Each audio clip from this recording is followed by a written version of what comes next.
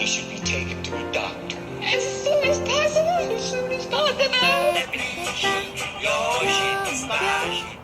明日になっちゃおうにぎにぎブンブンおててはいいなつないじゃおうあの子と跳ねると心も踊るよ Yay! Brad, how are you?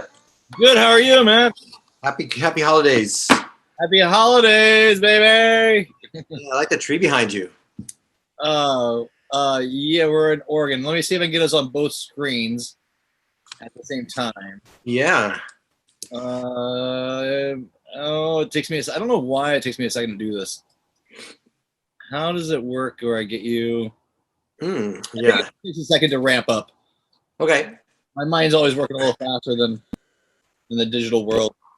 Well, hey man, thanks for wow, this is a blast from the past. We got some ground to cover. Yeah. Last laugh in San Jose, right? Last laugh, baby. Yeah. I met you, was it 1992? I'm gonna go by what you said. Some of those years are such a blur. I was thinking about them the other day. About music I was listening to that reminded me of that time, 87 to 94 in San Francisco. And Rooster Teeth Feathers. Yeah, Rooster Teeth Feathers, Last Laugh, Punchlines, Walnut Creek, San Francisco, Cobb's, Other Cafe, all those places. Yeah. Yeah, back when they had comedy clubs. Yeah, San Francisco in 89 had 5 comedy clubs with the Improv, Cobb's, Holy City Zoo, Other Cafe, and Punchline. Yeah, do you remember when the bubble burst? Hey, just real quick, we're on Brett's with Friends. This is the incomparable Carlos Alazraqui. We're talking 20 minutes off the treadmill. Yes, 20 minutes on treadmill. Elliptical. Elliptical. You know the Peloton thing? Nah, I swim laps and I do the elliptical. That covers my question. I was going to ask you what your routine was, your workout routine. Peloton's too much of a commitment, financially and spiritually. So I go to the pool, I swim laps, I jump on the elliptical, watch my CNNs or ESPNs or whatever. Or back in the day, Walking Dead, I would catch up on all my DVR stuff while I was doing the elliptical. If you fall asleep when you put the kids down, that's it. You can last for one show. Nice. You got 2 kids now? 2 girls. One's about to be 7. The other one's 9.5, going on 19. And it's pretty fun. It's pretty challenging. Luckily, I have a wife that's 20 years younger and runs the circus. As I say in my stand-up act, I'm the sad clown following her around with a bike horn. Just. So wait, there's so much I want to cover with you, but let's go back in time just for a second, because in San Jose, Last Laugh, 1992. Do you remember that was almost the heyday before the bubble burst the first time with the comedy club circuit? Yeah, there was so much activity, so many clubs you could go to, and the Last Laugh was always full, and always a place where you wanted to make a tape. It was similar to the Ice House here in Pasadena. Always a good crowd, always solid. And then they switched. They did their old showroom into a different new showroom, which later on in the late 90s switched out to another theater on another street. But yeah, they were like, they were equivalent of the super stadiums that were built in the 60s for baseball. People would come to see comedy. So we were building these big clubs, those 250 seaters, and filling them out, with local talent too, not just national talent. Yeah, you had the comedy condos. People treated you. It was a rock and roll time. Well, I feel pretty lucky to have been a doorman at the Last Laugh, because I ended up doing like 50 different demo reels for comics. Yeah. And ended up meeting you, and I moved to LA after that, and we knew each other briefly, and then you started hitting hard. I remember the Rocco's Modern Life. Yeah. Came into fruition. Do you still have the drawing I gave you a long time ago? Gosh, it's got to be somewhere. I've probably kept it in some archives. Yeah. Look what I found. Oh, wow. Look at that. That's vintage. That's beautiful. Yeah, it's original Nickelodeon. Yeah, Rocco and Spunky together on the same hat.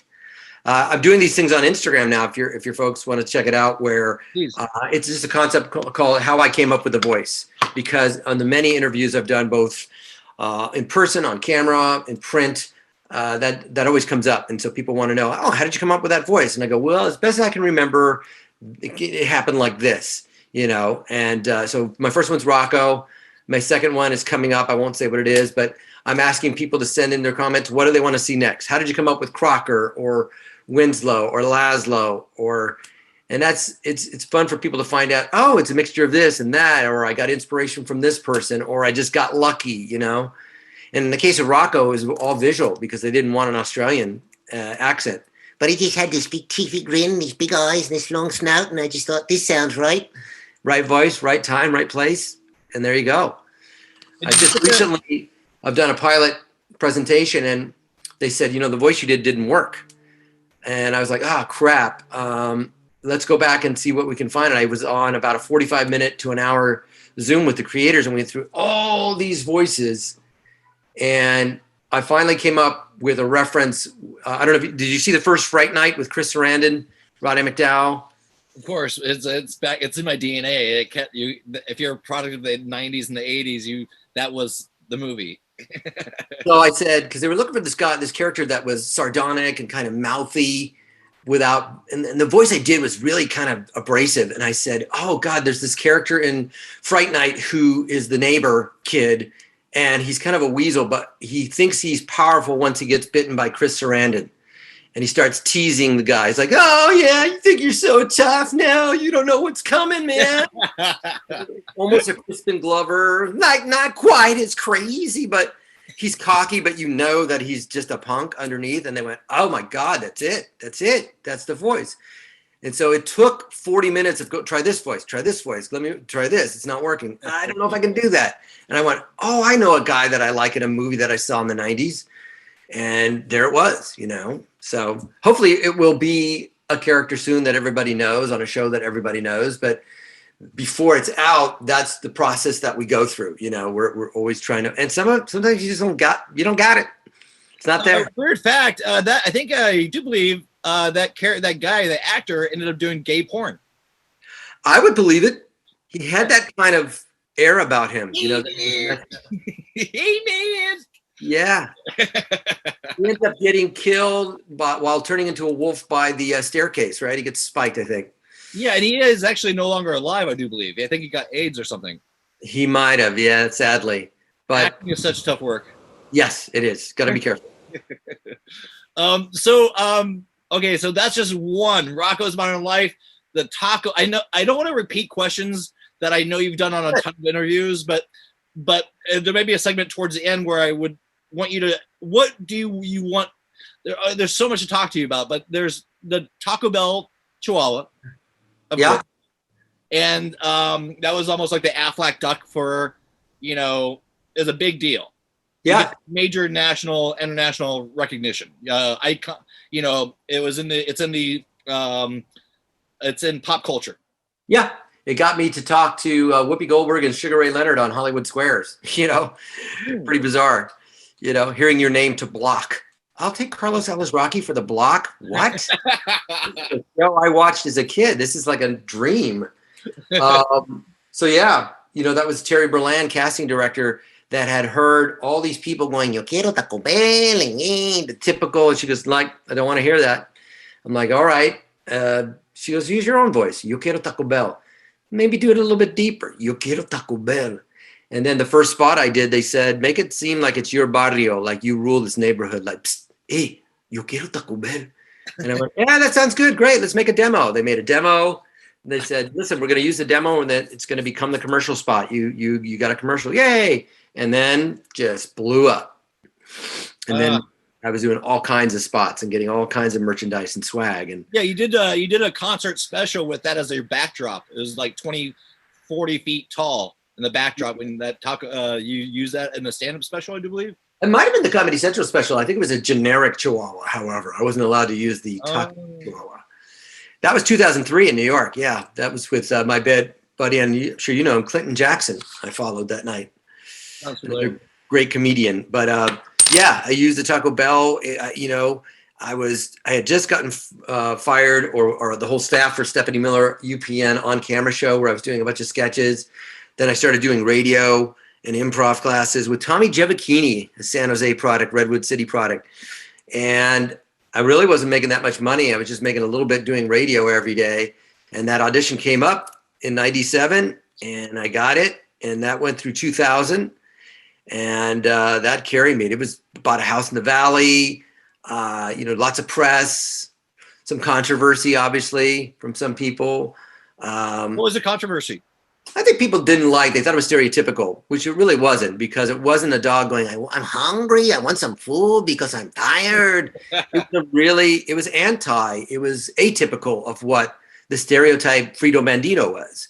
He was just like, cool, like, what is a logarithm? That has nothing to do with being stereotypical. It's just a cool dog.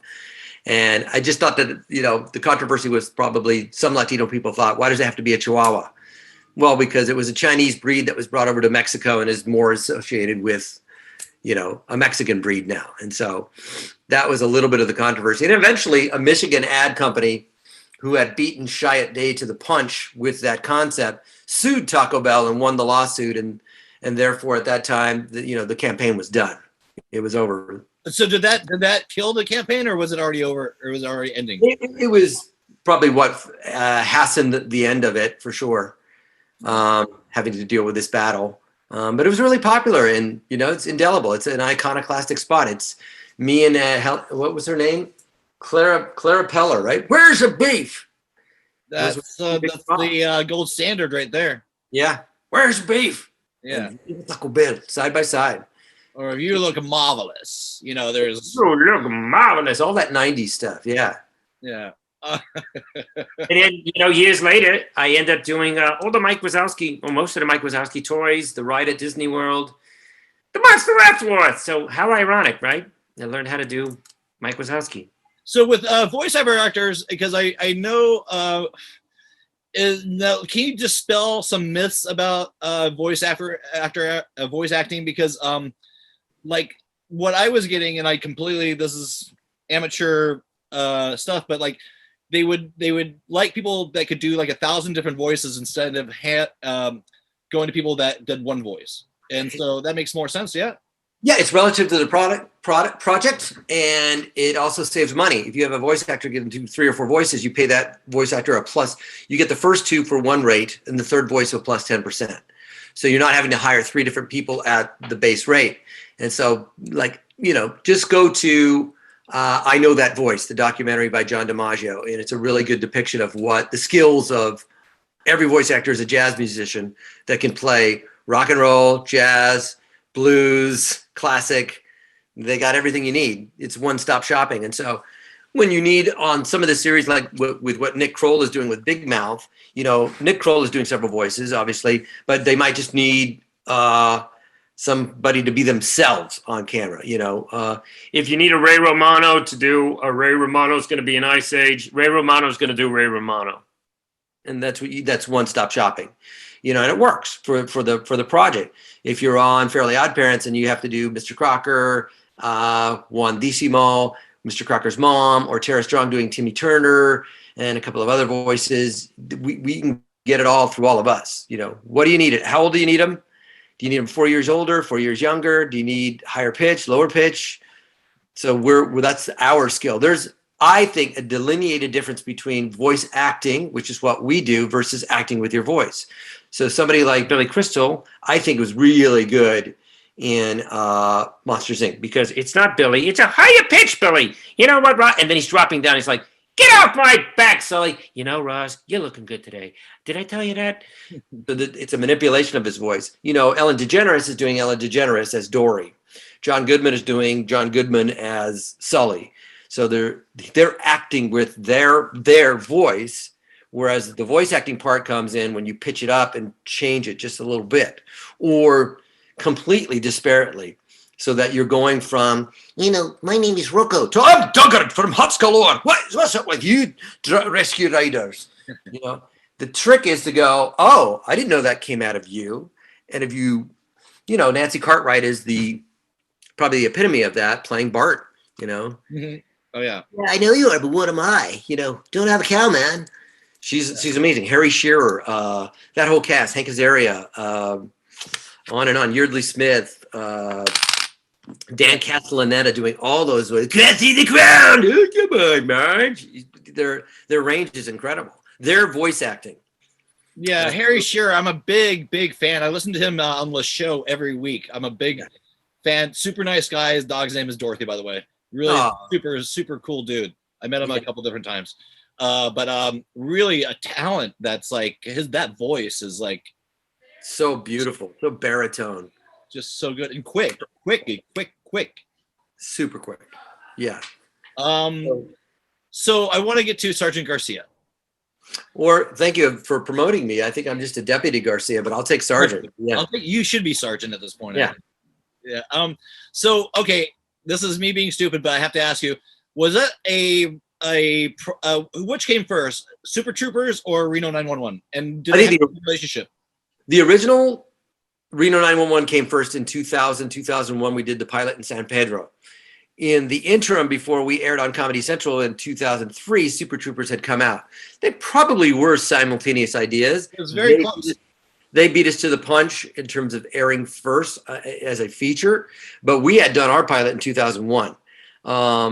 They're disparate types of shows. I think each have their own merit for sure. And Tacoma Fire Department is also a great show from those creators. But they were simultaneous. So I figured that it was so close together. Yeah. Like I didn't know if one launched the other, if one, bopped the other one up, or the other one bopped the other one up. They were so right in the same. Yeah, parallel. And preceding both of us was Police Academy, right? But ours was using that cinema verite approach of the show Cops. We strictly wanted to make fun of the show Cops, which is why we thought it would be a sure sell for Fox, and Fox passed on it, and they held on to it. And then Jim Sharp goes over to Comedy Central, asked Ben, Tom, and Kerry, "What do you got?" Got this pilot, love it. Let's reshoot the pilot. We shot the pilot scene for scene. We had to reshoot it again. Why? So, what made the difference between the pilot and the one you got off? They just needed to reshoot it again. So it was virtually the same, but. Yeah, it was a lucky. I never auditioned as Garcia. We auditioned for a sketch show called Ugly Americans, and we did a table read for Gail Berman at Fox. They passed on it. We were each doing multiple characters. They said, "Well, we have some budget left. We want to try making fun of the show Cops. Go home and think of a character." So we each went and thought of our characters. And the first day on set, we showed up and they asked us 20 questions, of which we were not privy to. What's your favorite Danish? What do you like about being a cop? Who do you love on the force? Who do you hate on the force? Yeah, what does the police stand for? And we just answered them off the cuff, and it helped shape our characters. And was that ensemble already? Did you guys come as a group already? How, like, from the pilot? Ben, Tom, and Kerry did from the state. They knew each other. They also knew Ken Marino, Joe Latrulio, Michael Showalter, David Wayne. All those guys were part of the first seasons once we aired on Comedy Central. But no, Nisi, Wendy came after an actress named... Why am I blanking? She played my daughter on the show. She's so good. She's in Louisiana, lives in St. Charles, and I am blanking on her name. Put her name up. Amy Brissett. Amy Brissett was in the original pilot playing Garcia's daughter. Wendy was added when we switched over to Comedy Central. They wanted to change that. And I was always remiss that we didn't continue to act with Amy because she was so multiply talented. So talented. But so Wendy came along, and then Cedric, Nisi, and myself, we weren't part of the state. We were just added into this new concept. So pretty lucky. What a show. I'm a big fan of just watching you from stage to now. It's just a mind blowing, to see, you go from Luna Park, and I saw you there. Were you at Luna Park, or was that Luna Park, or was that did you I might have done a set or two there. That was the Beth Lapidus place in LA, right? Yeah. There's Luna Park in the Bay Area as well. Or there's maybe it was Largo. Maybe, I don't know. Largo in LA, but yeah, there was all kinds of gigs that I did, and it's interesting. That era for me was trying to emulate everybody else. Warren Thomas, Michael Meehan, Jeremy Kramer, Linda Hill. All these great San Francisco comedians, Sue Murphy. I wanted to be like those guys. I really didn't have my own voice. I was really good. But now, as I approach stand-up, I do it far less. Like Tom Kenny and I always viewed it as a means to an end, that stand-up would lead to other things that we like to do. That was the big template back then. Everybody they were giving out TV shows like Cracker Jacks. Yeah, and I thought, how can I get it? I really wasn't coming from a perspective where I was myself. I was coming from a perspective that I can do all these characters and voices and sounds, and that works okay. But my most recent stand-up has been about my family, about how I've changed, about how I view the world, and it has much more bass on it. So, but I love that voice acting, and I love making movies. I made a movie called Witness Infection. I think you may have seen the link. I saw the link. I didn't get to the premiere though. I'm sorry about that. I didn't have the $20 on me at the time. Yep, that's okay. You know, we'll send you out a link. It's going to come out in April, I think. That's the unofficial date of a domestic premiere on some formats. You produced that movie? You produced and financed it. Yeah, wrote it with Joe Michelle Melian, produced it, financed it, and we shot it in Lake Elsinore and Temecula and Murrieta, which is right near Temecula. So yeah, I enjoy that stuff and making low budget features, being on Reno. It's tough. There's so many good stand-ups now too that I just like go, wow, those guys and gals know how to write. My neighbor 4 houses down, who I met in 1987 in Club Remy on Union Street in San Francisco when she wore her creme de la Catholic schoolgirl skirt, is Lori Kilmartin, and she writes for Conan, and she's my neighbor. And she has a pit bull named Charmy that's out of her mind.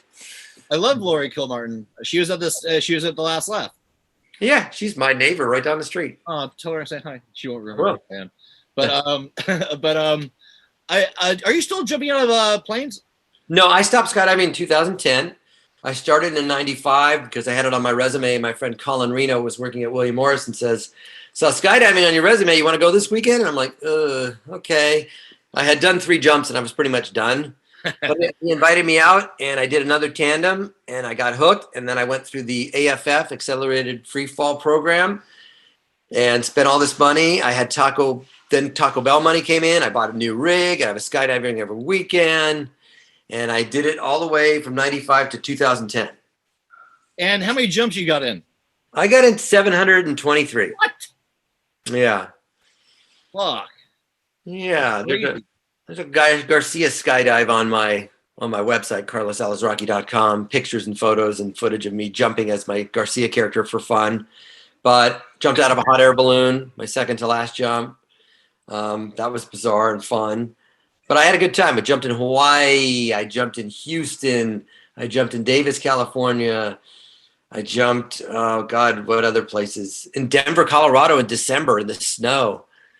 Whoa. High up out of a Cessna, 10,000 feet with all this clothing on. It was so bizarre. Like jumping into a Christmas snow globe. What's like, describe that? Because what does that feel like? I mean, does that hang with you forever now? Is it just in you, that feeling, that adrenaline push that you already have a lot of energy already? Did that just blow your mind? Is that the kick? Yeah, it's surreal. It's not real. You're jumping. The door opens on the plane. It's immediate. It's loud. It's fast, and your mind can't comprehend that you're jumping into this painting.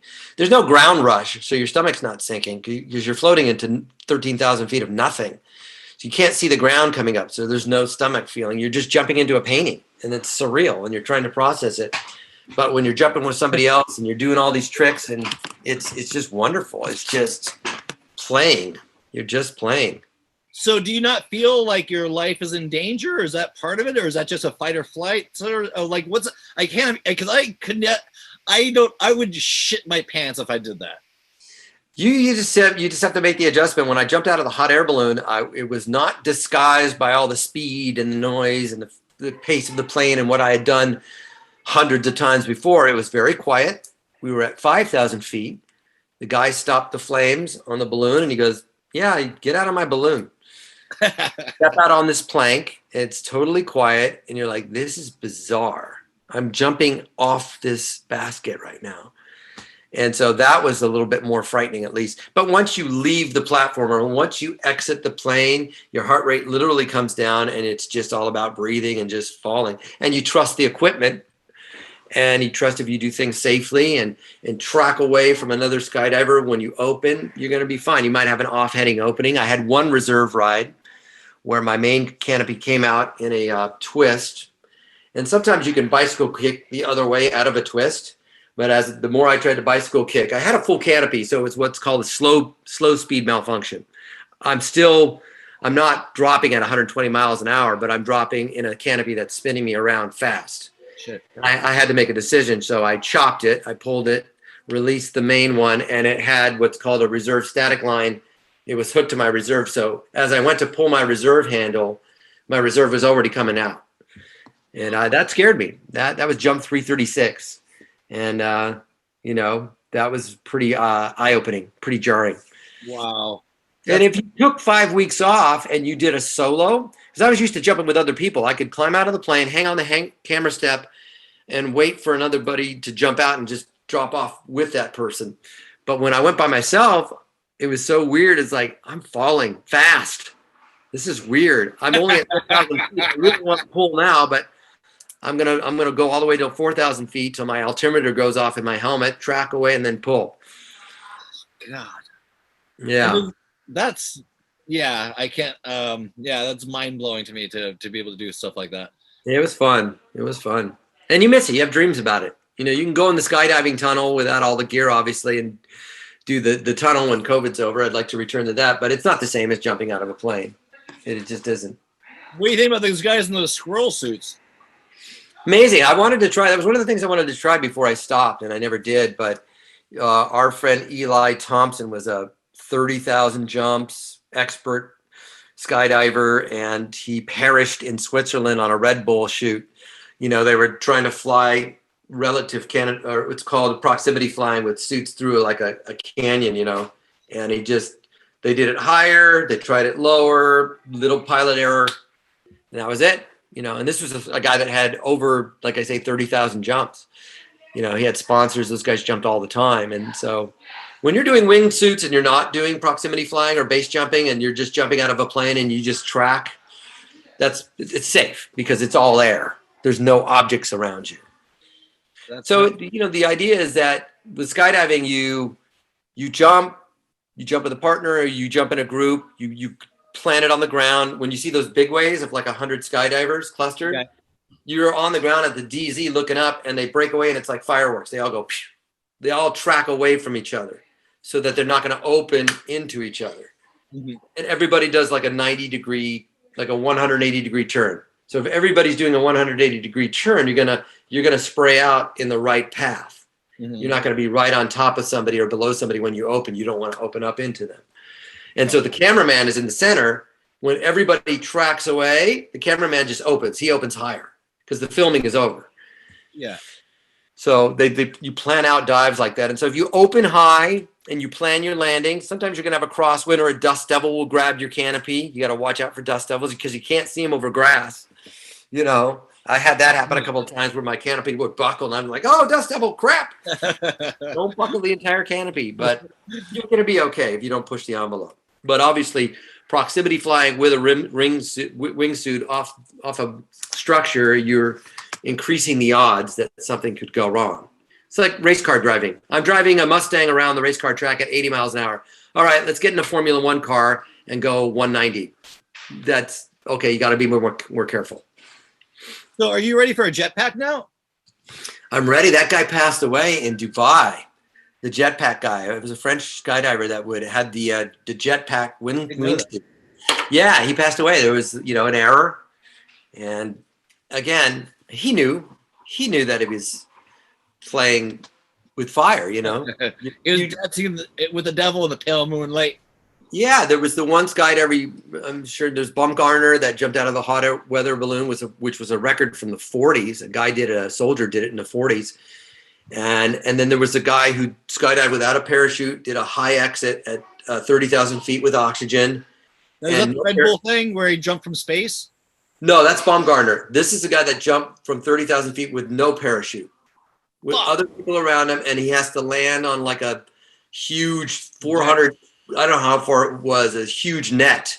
But the reason you jump so high is that you're with other skydivers who are around you at all times, right? For all altitudes. You got to make sure that the uppers aren't blowing you off course.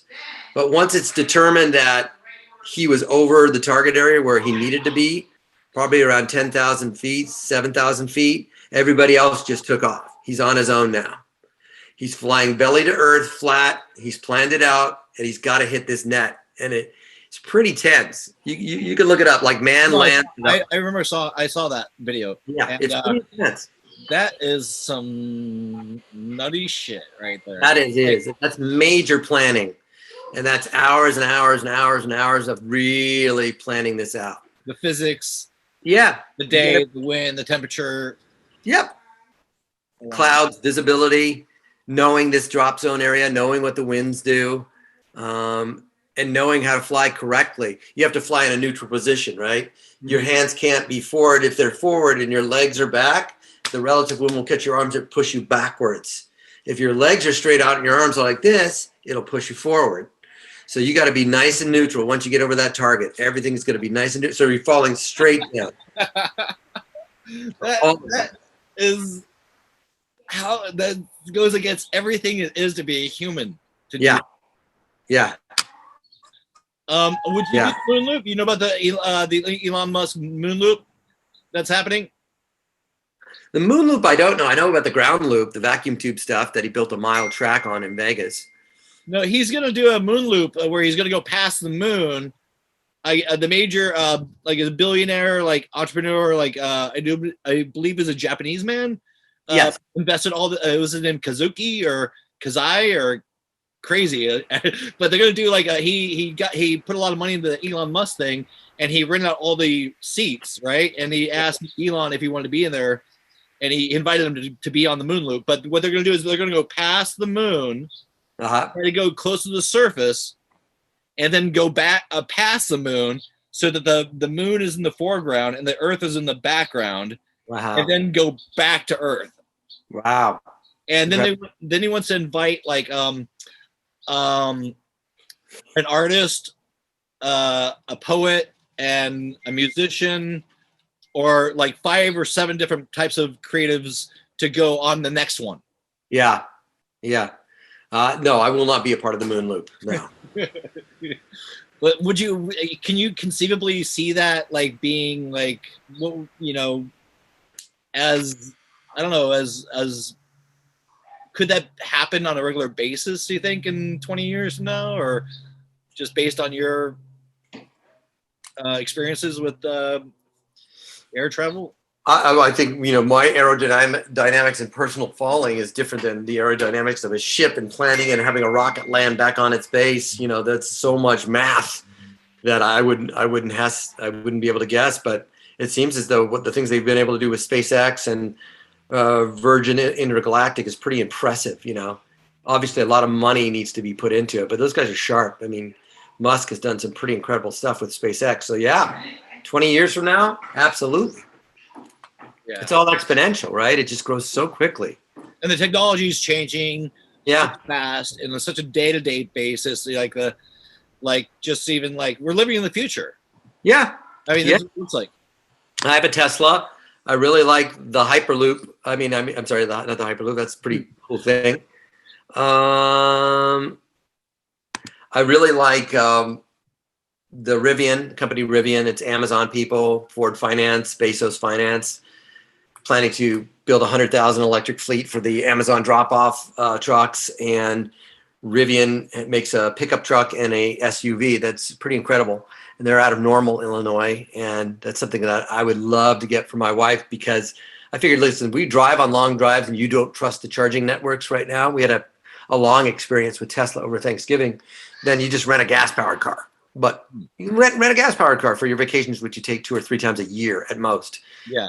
For here, charge at home, 400-mile range, never using gas. It's pretty cool. So we'll see. Yeah, but the Hyperloop stuff would be cool. Vacuum tubes. You know, necessity is the mother of invention. And aside from all the politics that's happening with climate change and the environment, technology is exclusive of it. Technology is just going to do what it's going to do, regardless if you're politically conservative or not. In other words, electric cars are coming. Yeah. I'm a big gas guy. Well, they don't care, because once the consumer tries the Ford F-150 and says, I don't have to buy gas for this thing, it hauls, it's better off-road, it's cleaner, I want that. Why do I need gas anymore? Technology will render all that stuff. It's not going to be how much we scream. Once there's a better product out there, forget it. Do you have any predictions for the cell phone? Because I always thought that like the one thing with their cell phone and technology and stuff like that changing so fast is the one thing that we have that we need to back are our hands, right? Because we're all like this all the time, like this, or screen to screen, screen to screen, TV to computer to handheld. I always feel like there might be a thing where it'd be like like something you'd pop out of your pocket and it would kind of rotate like a little drone that would follow you. You could do your social live streams and talk on the phone whenever you want, but you would have your hands back. Does that seem like a plausible idea, or where do you see technology going? Because we can't just sit like this for the next 20 years. We're not going to do that. Certainly with the Bluetooth speaker things the earbud you put in your ear, once you dial, you can do that thing. Cena makes a thing for motorcycles where you can control everything with a switch or whatever. So we're obviously pretty close to like helmets, virtual Oculus, all that stuff. I think we're pretty close to that. Yeah. You have these things that will follow you on the ski slope that will film you, It's almost like a little drone camera, they make these things. So yeah, I think it's a couple years away. Maybe 10. Crazy. I just like everything's like so becoming so like we're watching it actually the evolution change in front of our literally our eyes. Yeah. It's pretty cool to be a part of. Yeah. And watching how our kids can do so much with dad, this is how you do it. Zip, zap, zip, zap, boop, God, why did it take so long? I'm like, they're just there already. They can find stuff, click, point, click, sub-click, title stuff. Their homework, their homeschooling is involving all these programs that they have to pull off the desktop. And it's like, wow, we couldn't have done that as kids. I mean, we could have, but there's so much more. They're the Blu-rays, we're the old VHS. Yeah. Beta. Yeah. Beta. Yeah. Yeah, it's I'm so happy I was born in this time because I didn't have to if I had a cell phone that could take pictures and transmit video and audio when I was like 16 or 14 years old, I would have gotten in a lot of trouble. Yeah. But I was just thinking about that with the guys like Jake Paul, who my daughter used to watch on the Disney show or whatever, and his brother, the YouTube guy called out Conor McGregor, and he's got all this money to offer. And like, what if this guy, instead of doing stupid, crazy stuff and being mean, what if he just like every day just went to a place like, I'm at a food shelter. I'm going to give away $10,000 a check to this. Tomorrow I'm going to a charity for autism. Follow me, man. It's going to be crazy. What if they did that? And when this is all happening, I'm not here to throw anybody in the bus, but like Spielberg, Lucas, they've gotten so much from everybody. I don't hear their voices when it comes to humanitarian efforts or building a more conscientious thing. It's like the money grab. I'm not saying they are, but they're very silent during these times of when we need to hear voices like that have been in pop culture for so long and sculpted pop culture. I mean, we don't hear anything from anybody. It's just like that has the ability to, like, I don't know, supersede what our troubles are. Or we're not looking for a god or a saint, but we're just looking for, that the Spielberg or George Lucas voice talking about anything that's happening right now would probably land a little bit of security to the people that have invested so much into their lives. Yeah, they're not doing what Bill Gates is doing per se. Maybe silently they're donating to causes. George Clooney and Bill Gates tend to be more vocal and more visual with that sort of thing. Leo DiCaprio with the environment, Greta Thunberg hooking up with her. But maybe that's just not who they are. Maybe they prefer to do it silently. Maybe they're donating to all these causes we have no idea what they're donating to. But somebody like Bill Gates is more comfortable being more public. But yeah, obviously when you're more public with it, it really helps. And that certainly helped in this election. People, I'm going to see a couple of things. The mailman. You're going to eat the mailman. You need to have a direct TV coming too. We'll get out of here in a second. Yeah, I do need to jump on a call with a friend of mine who's driving. So, but yeah, so give me 5 more minutes because there's Okay, where's Reno 911 at now? Where is Carlos with his producing writing career? Where do you want to go in the future? Give us the, where you're, because we've seen where you're at or you've been. Now I want to know where you want to go because you're a producer, writer, you got your fingers in a lot of stuff.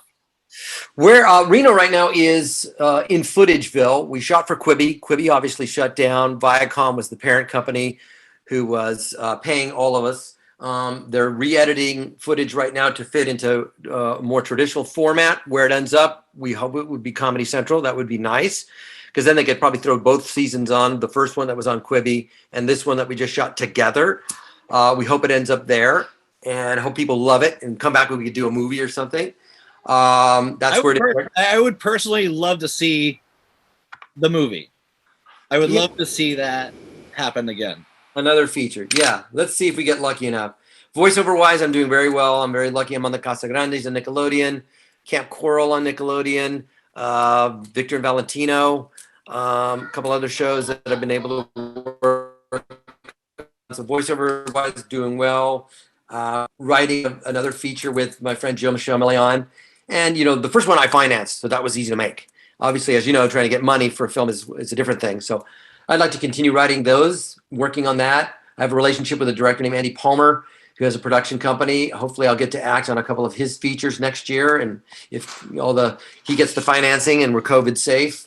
But I'll probably write some more stand-up. Where I'd like to be is to keep on doing voiceover work.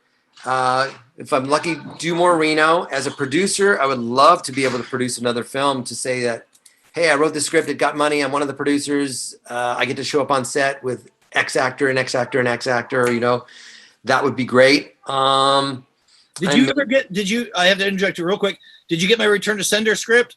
I did. I read it. I thought it's definitely in the style of the movies that used to be made. It's very verbose. It's very clever. I think for me, I'm so used to the pace of things moving faster that I think it's a callback era. It's very well written, but it's hard for me to get out of it, move forward with the scenes because they have so much going on dialogue wise. So it's a taste thing. For me, I prefer the things to move along quicker, but that's the style of a Tarantino or, Guy Ritchie film where, people will sit for that. It's definitely high budget for sure. You think? I'm going to try it. I'm pitching it. I would like to get Kyle Dunningham to be Johnny and Annie Lederman to be Sheila. Yeah. I think it's a knockout. Basically, it's a trashy romance novel. Yeah. I mean, a little true romancy too. Yeah. Yeah, a little U-turn in there. Not a lot of people know about. Do you feel like you could? I could. For some reason, I'm getting that maybe you would want to do some dramatic acting. Sure. Yeah, absolutely. I just auditioned for a dramatic piece, voiceover wise, but absolutely, one of the films that Andy has that dramatic role in it, and yeah, absolutely. Why not? But I'll take whatever comes. If you need me to be the goofy voiceover guy, then I'll do that. I hope to get back in the skydiving tunnel. And creatively, yeah, maybe I'll write a book about all my experiences being the Taco Bell dog and stuff like that in the 90s. And I'm not sure yet, but right now I just enjoy writing with Jilly and the challenge of getting structure right and making it interesting and seeing where that goes. So, okay, just real quick. I know you want to run. What got you into entertainment? What were your first? What were you watching? Tex Avery cartoons, Chuck Jones cartoons? What were your influences creatively growing up as a child? All those things, all those cartoons, Squiddly Diddly, all the Captain Mitch in the Bay Area, all the cartoons we were watching, Herman Munster, Beverly Hillbillies, Carol Burnett show is huge. Love Carol. I got to meet her, super nice. Carol Burnett, Bob Newhart, Mary Tyler Moore, All in the Family. But it was mainly Carol Burnett, and I didn't get into it. There was a professor in college, Ernie Olson, who said, you should try stand-up in mime. And that was in the 80s, 84, and that's what launched me into the whole of mime and stand-up, and thus my career was built, or was building. I love it. Hey, man, I really appreciate the time. You're welcome. Appreciate you. Can you tell one more time to the audience where they can find you, your websites, your Instagrams, anything that you want them to go from here? Find me, and we try to update this when we can, carlosalazraqui.com. I'm on Twitter. I think all my handles on TikTok and Instagram and Twitter are the same, at Carlos Alazraqui. Go to witnessinfection.com to check out the latest on our movie, starring Rob Belushi and myself, Joe Michelle Melian, Vince Don Vito, Brett Ernst, Aaron Hayes, Maurice LaMarche, Tara Strong, many more. And then follow me on Instagram for, if you're into the voiceover stuff, I'll be doing weekly or bi-weekly how I came up with the voice segments, and people really dug the first one on Rocco. So I love it. Yeah. Okay, I'm gonna wear your hat on the outro here. Hey man, hey dude, it's been a pleasure. This has been great. Thanks for coming on the show. You're welcome. Thanks for wearing my hat. It's vintage. People want this hat. It's mine. You can't have it. Keep it in glass. I'll keep it on my head. Yeah. So let's talk in the future, man, and have a beautiful day. And I really appreciate your time and rock and roll with your rock and bad self, man. You too, Brad. It's good talking to you.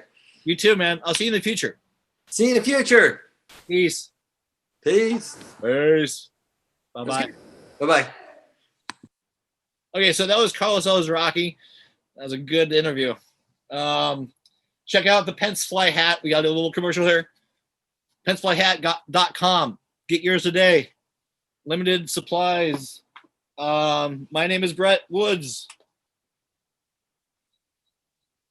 Artist, filmmaker, podcast host. Thanks for joining us on this Brett's with Friends. Just the beginning. You guys be safe out there. Wear your masks. It's not over yet. Rock and roll. Cheers. Bye-bye. ぽにょぽにょ膨らんだまん丸お腹の女の子